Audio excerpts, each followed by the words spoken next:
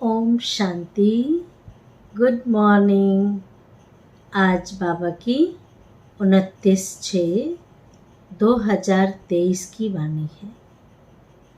आज की वाणी में बाबा ने विशेष 2 बातों पर ध्यान खिंचवाया है। एक तो बाबा ने कहा कि ये जो बचपन है ये ईश्वरीय बचपन है। इस ईश्वरीय बचपन को कभी भूलना नहीं है।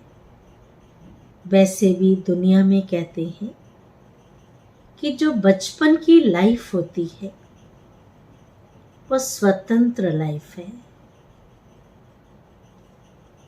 निर्बंधन लाइफ है।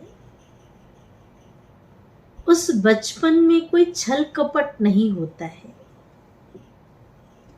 लेकिन ये तो हमारा ईश्वरीय बचपन है। भगवान ने हमें एडॉप्ट किया है, अपने गोद का बच्चा बनाया है। इस बचपन में इतनी ऊंची, इतनी खुशी, इतना सुखी जीवन इस बचपन में ही हम अनुभव कर सकते हैं। इस बचपन में ही हमें ऊंचे से ऊंचा वर्षा मिलता है।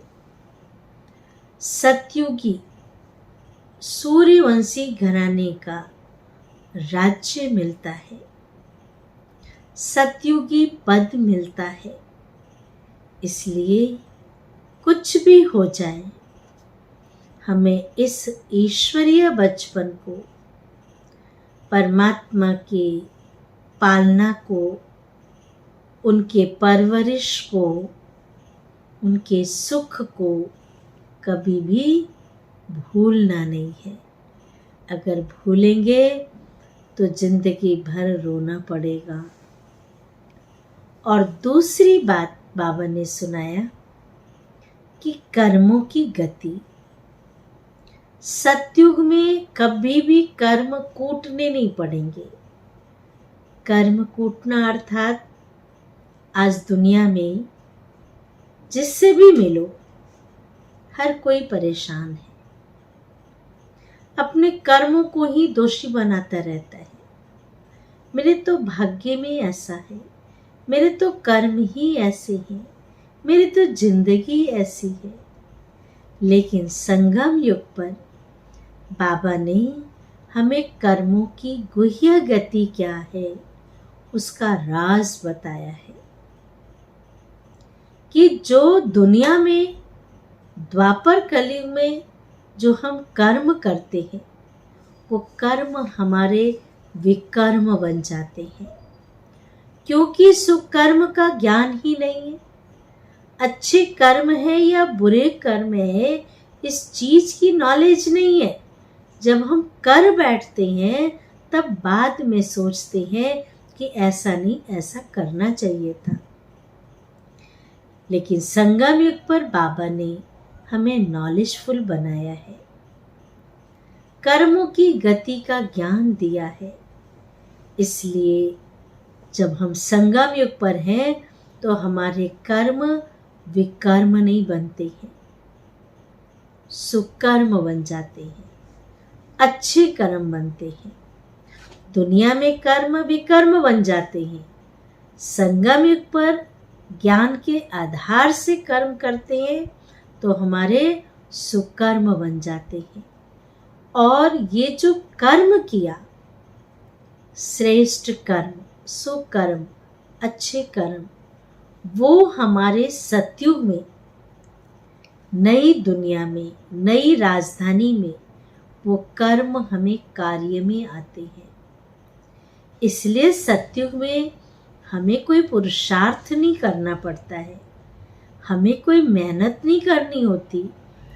तो जो संगम पर किया हुआ कर्म है वो कर्म ही हमारे काम आते हैं, जिसको हम अकर्म कहते हैं। ना हमारा अच्छा कर्म होता है ना हमारा बुरा कर्म होता है। वो ये तो इस प्रकार से हो गया जिस प्रकार से हम कमाते हैं और कमा करके जब बैंक में डाल देते हैं और रिटायर होने के बाद जो खाते हैं, तो उस प्रकार से हमारा सत्युग में कर्म अकर्म हो गया। ना विकर्म हो रहा है, ना सुकर्म हो रहा है। बनी बनाई उसको हम प्रारब्ध भोग रहे हैं, खा रहे हैं। उसके लिए हमें मेहनत की जरूरत नहीं होती। इसलिए वहाँ सबके कर्म अच्छे हैं। इसलिए उस दुनिया को, उस राज्य को राम राज्य कहते हैं, स्वर्ग कहते हैं, सुखमय संसार कहते हैं। आज की दुनिया में तो कोई सुखी है, कोई दुखी है, क्योंकि कर्म ही कूटते रहते हैं, क्योंकि कर्मों का ज्ञान नहीं है। लेकिन बाबा ने संगम युग पर कर्मों की खेती क्या है उसकी नॉलेज दी है। तो सुनते हैं बाबा के महावाक्य।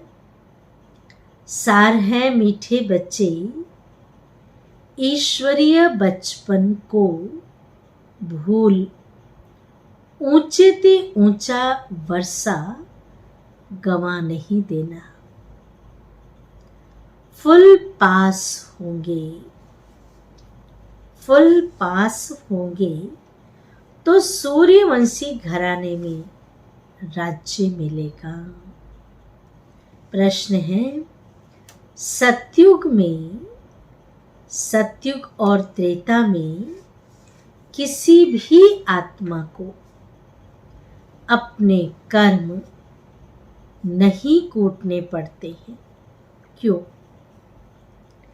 जिसका बहुत सुंदर जवाब दिया बाबा ने, क्योंकि सतयुग त्रेता में जो भी आत्माएं आती हैं वह संगम की ही प्रारब्ध भोगती है।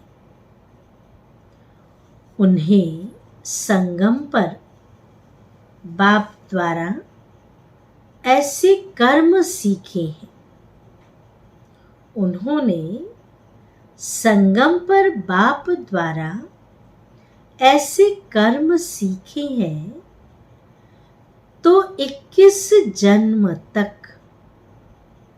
उन्हें कोई कर्म कूटना नहीं पड़ता, कभी दुख होता ही नहीं है।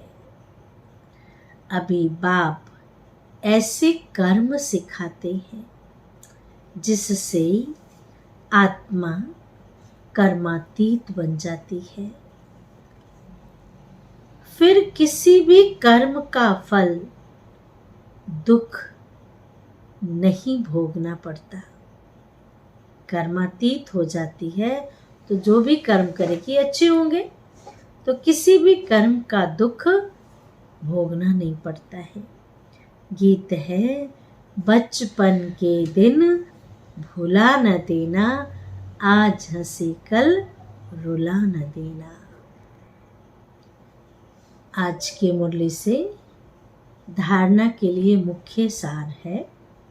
पहली पॉइंट, 8 घंटा पांडव गवर्नमेंट की मदद जरूर करनी है। याद में रहे, विश्व को पावन बनाने की सेवा करनी है। 2 बातें, पांडव गवर्नमेंट को मदद करनी अर्थात याद में रहकर विश्व को पावन बनाने की सेवा करनी है। दूसरी पॉइंट है, कभी कोई उल्टा कर्म करके सतगुरु की निंदा नहीं करानी है।